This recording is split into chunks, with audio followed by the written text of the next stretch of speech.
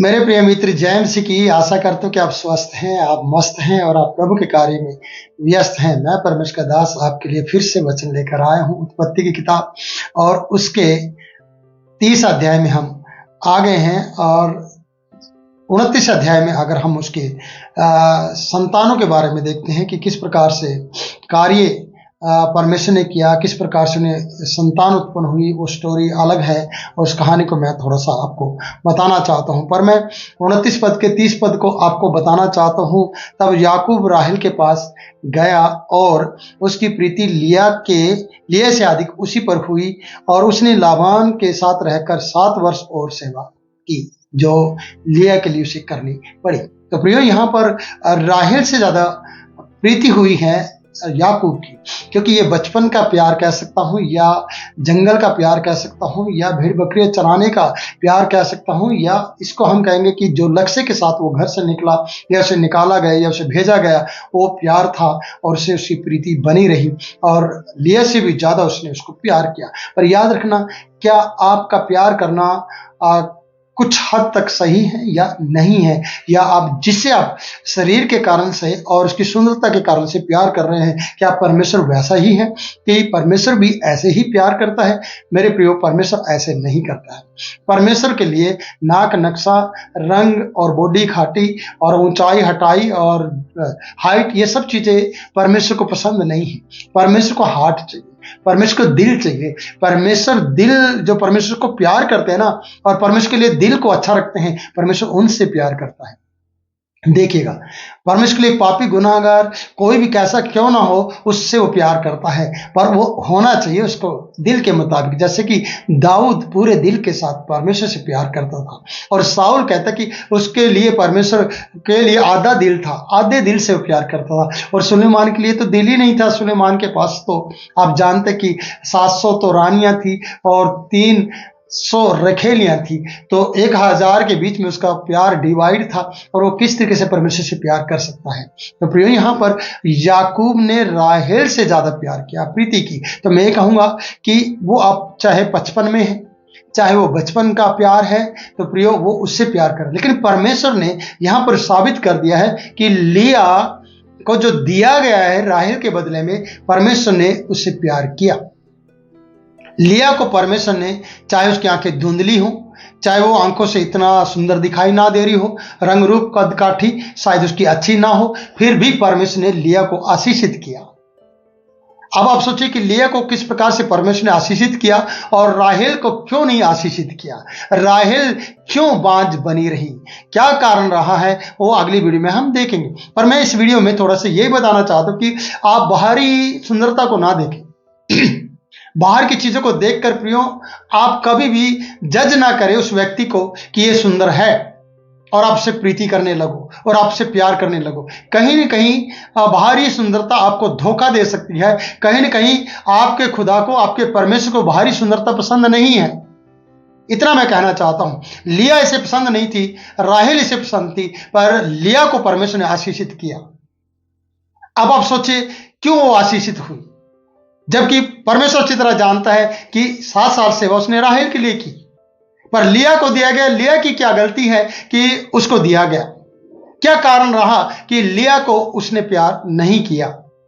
क्या कारण है, हमें जानने की जरूरत है। इसलिए मैं आपसे कहूंगा मेरे प्रियजन कि यहाँ पर शारीरिक सुंदरता आपको कहीं न कहीं लेट कर देगी उन आशीषों में, जैसे कि राहेल लेट होगी उन बच्चों की आशीषों में, या बच्चों से वो वंचित रही कुछ सालों तक, जब तक लिया फलवंत लिया की दासी फलवंत होती रही और राहेल की दासी भी फलवंत हुई, और राहेल फलवंत होने में देरी कर गई, देर होगी उसे। क्यों? क्योंकि परमेश्वर नहीं चाह रहा था। परमेश्वर याकूब को सिखा रहा था कि उसे आप रिजेक्ट नहीं कर सकते, उसकी गलती नहीं है। और क्योंकि राहेल से प्रीति करने वाला लिया को प्रीति नहीं कर रहा था, पर परमेश्वर से आशीषित करता जा रहा था। तो कई बार आपको भी इसी तरीके से मेरी बहन ठुकराया होगा, आपके लोगों ने, आपके प्रियजनों ने, आपके परिवार ने, आपके पति ने आपको ठुकरा दिया होगा और वो किसी और से प्यार करने लगा होगा।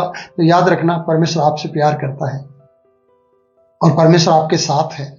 परमेश्वर आपको आशीषित करेगा आपको फलवंत भी करेगा और आपकी जरूरतों को भी पूरा करेगा, और आप जो भी समय परमेश्वर के साथ बिताएंगे वो आशीष का कारण बनेगा। राहेल ने याकूब के साथ ज्यादा समय बिताया है, लिया ने नहीं, पर लिया को पहले दिया गया उसे, और उसे आशीषित भी पहले किया गया है। इसलिए यहाँ पर बहुत सी बातें देखने को मिलती हैं। मैं आपसे कहूंगा कि जो यहोवा ने देखा कि लिया अप्रिय हुई, 31 पद में, 29 के 31 में चल रहे हैं हम। जब यहोवा ने देखा कि लिया अप्रिय हुई, तब उसने उसकी आंखें खोख खोली, पर राहेल बांझ रही।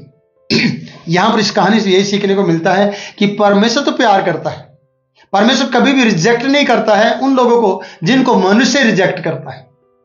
राहेल रिजेक्ट नहीं थी, सिलेक्ट थी याकूब के लिए। उसने सिलेक्ट किया था अपने लिए।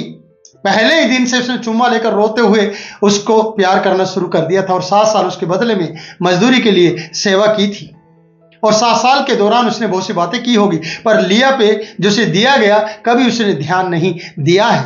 आज लिया उससे गर्भवती होती है, आशीष पाती है, और यहां लिखा यहोवा ने, परमेश्वर ने उसे देखा कि लिया अप्रिय हुई, इसलिए उसकी खोप को उसने खोल दिया। राहेल बांझ रही, ऐसा वचन बता रहा है। राहेल बांझ होने का कारण क्या है कि परमेश्वर चाहता है कि लिया से प्यार कर, लिया को अपनी चाहत बना, लिया को रिजेक्ट मत कर। याकूब को सिखाना चाहता है, क्योंकि मैं लिया से तुझे बच्चों की आशीष देता हूं।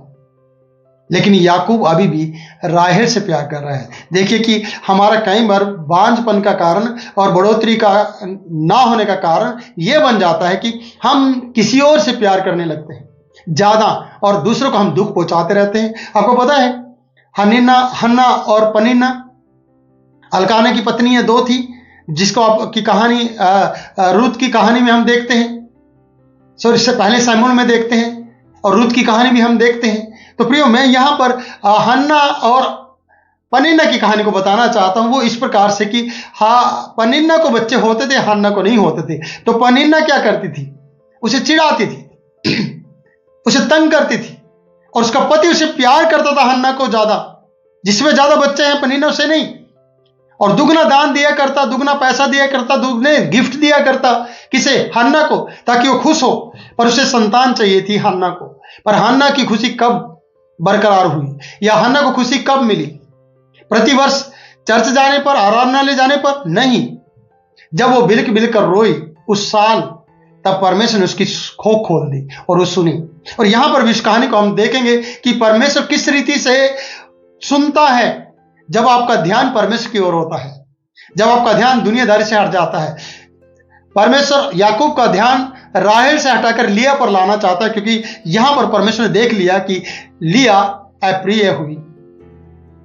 अप्रिय व्यक्ति नहीं बनाना चाहता परमेश्वर आपको चाहत बनाना चाहता है। आपके पति की, आपके माँ बाप की और आपके सेवक की चाहत बनाना चाहता है कि आप अच्छे विश्वासी हैं, आप अच्छी बेटी हैं, आप अच्छे बेटे हो, और आप अच्छे दास हो परमेश्वर के और उसके चर्च के, और वहां के विश्वासी हो, अच्छे हो।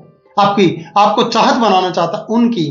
इसलिए परमेश्वर याकूब की चाहत बनाना चाहता है लिया को, लेकिन लिया क्यों उसने अप्रिय समझा। इसलिए परमेश्वर का वचन बता रहा है, उत्पत्ति 29 का 31 कह रहा है कि जब यहोवा ने देखा कि लिया अप्रिय हुई, तब उसने उसकी खोल दी। मतलब कि उसे खुशी मिले, वो आनंद करने वाली माता बन जाए, और याकूब को भी खुशी मिले कि इससे मुझे संतान मिल रही है, और ये फलवंत है, और मुझे बेटा दिया इसने, मुझे बच्चे दिए इसने, और वो खुश हो। पर आगे खुश होता है नहीं होता, बात की बात है। तो हम ये देखते हैं कि अतः लिया गर्भवती हुई और उसके एक पुत्र उत्पन्न हुआ। उसने ये कहकर उसका नाम रूबेन रखा, यहोवा ने मेरे दुख पर दृष्टि की है। यानी राहेल के कारण, याकूब के कारण लिया दुखी थी। इसलिए वो कह रही कि यहोवा ने मेरे दुख पर दृष्टि की है, यहोवा ने मेरी सुनी है, परमेश्वर ने मुझ पर दया दृष्टि की है। याद रखना, परमेश्वर आपके ऊपर दया करता है जब आप दुखी हैं, जब आप परेशान हैं, किसी के कारण आप चिढ़ाए जा रहे हैं, कोई आपको एक्सेप्ट नहीं कर रहा है, ग्रहण नहीं कर रहा है, तब भी परमेश्वर ने आपको ग्रहण किया है, और परमेश्वर आपकी बात को सुन रहा है, और परमेश्वर ने आपको अकेला नहीं छोड़ा है। जैसे कि यहां पर लिया की कहानी को हम देखते हैं। बेसिक लिया, राहेल के बदले में लिया को दिया गया, लेकिन परमेश्वर ने उसे कबूल किया, और परमेश्वर ने उसे अप्रिय होने पर भी बच्चों की आशीष दिया, उसे कमजोर नहीं किया। हम कमजोर कर देते हैं अपने ही साथ रहने वाले लोगों को, अपने ही जीवन में चलने वाली बातों को कमजोर बना देते हैं और अपने ही लोगों को कमजोर बनाते हैं प्रियो। उनके कारण से, अपनी बातों के कारण से उन्हें कमजोर कर देते हैं। जैसे कि हम यहाँ पर देखते हैं परमेश्वर अच्छी तरह जानता है कि लिया को प्यार नहीं दिया जा रहा है, लिया को कबूल नहीं किया जा रहा है, इसलिए मुझे उसे बच्चों की आशीष दूंगा। और आगे लिखा है कि लिया गर्भवती हो गई और राहेल बांझ रही। राहेल बांझ रहने के कारण क्या था कि बच्चे हो या ना हो, याकूब उसे प्यार कर रहा है और प्यार करता रहेगा, क्योंकि उससे प्रीति करता था शुरू से ही। पर लिया को नहीं, क्योंकि लिया उसे धक्के से दिया गया या दी गई। आप समझ लेना मैं क्या कहना चाहता हूं।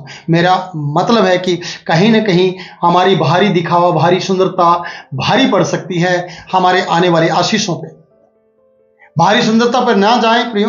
मन की सुंदरता, दिल की सुंदरता होना बहुत जरूरी है आपके जीवन में। और परमेश्वर मन की सुंदरता को देखना चाहता है, कितना आपका मन परमेश्वर के प्रति सुंदर है, अच्छा है, स्वस्थ है, और कितना आप परमेश्वर को प्यार करते हैं, कितना आप परमेश्वर को चाहते हैं। लिया को परमेश्वर ने दिया आशीष होने के लिए बच्चा, बेटा रुबेन, पहला बेटा उसका रुबेन हुआ और उसका नाम ये कहकर रखा कि मेरे दुख पर परमेश्वर ने दृष्टि की है। आपके दुखों को बदल देगा परमेश्वर बच्चों की आशीष देकर। आप चिढ़ाए गए, आप परेशान किए गए, जैसे पनिन्ना ने हन्ना को चिढ़ाया और परेशान किया, लेकिन परमेश्वर ने उसे क्या किया? आशीषित किया। शमूएल के रूप में उसे एक बेटा दिया। और हन्ना ने परमेश्वर के साथ जो वाचा बांधी उसने उसको निभाया और उसने उस बेटे को परमेश्वर को अर्पण कर दिया और वहीं पर जाकर उसे भेंट के रूप में दे दिया और वो एक बड़ा सेवक बन गया और राजाओं का अभिषेक करने वाला सेवक बना शमूएल।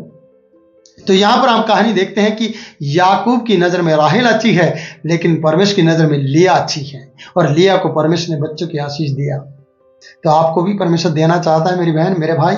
निराश ना हो, ये वीडियो आपके लिए आशीष का कारण बनती है जब आप इसे सुनते हैं, जब औरों को भी आप भेजते हैं और इसे लाइक करते हैं और हमारे चैनल को सब्सक्राइब करके ये दिखाना चाहते हैं कि आप हमारे द्वारा भेजे गए वचन को प्यार करते हैं। और प्यार हमेशा सीखने में फिर रुकावट नहीं पैदा करता, क्योंकि आपकी लगन उसके साथ लगी रहती है। तो वीडियो से को सुने, संदेश से प्यार करें। ये परमेश्वर का वचन है, ये पुराने नियम का संदेश है प्रियो, जो हमारी शुरुआत वहां से होती है। जिस कहानी को हम देखते कि परमेश्वर ने अब्राहम को किस तरीके से बुलाया, ऊर देश से, कसदियों के ऊर देश से बुलाया और वहां से बुलाकर उसने कभी उसको छोड़ा नहीं, त्यागा नहीं और कभी भी उसको अकेला पढ़ने नहीं दिया परमेश्वर ने।